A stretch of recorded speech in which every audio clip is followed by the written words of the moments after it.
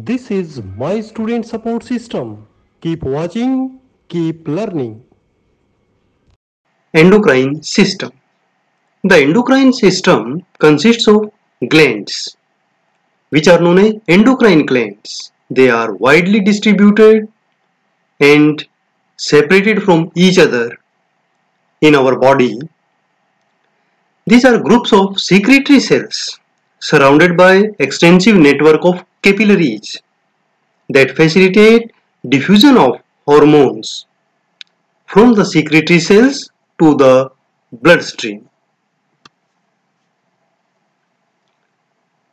In endocrine system, there are a lot of glands, and this is a vast topic. So we will cover this whole topic of endocrine system in 2 lectures.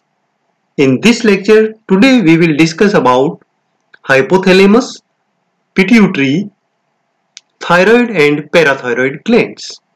Remaining glands we will discuss in next class. The endocrine glands are also known as ductless glands because they have no ducts to carry their secretions. Hormones diffuse directly into the bloodstream.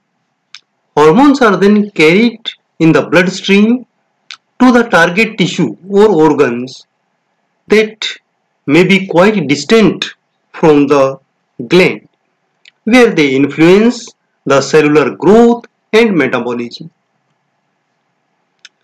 What are hormones?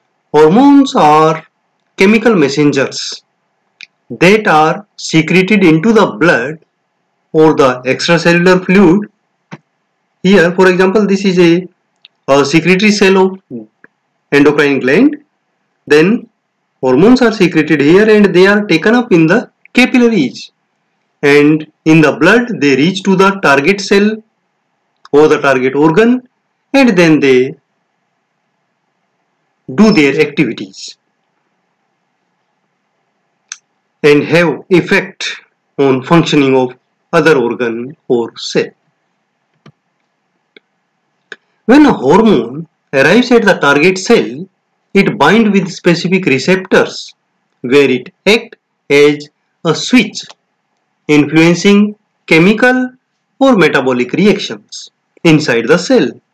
The receptors for peptide hormones are situated on the cell membrane, and for those lipid-based hormones are situated inside the cells.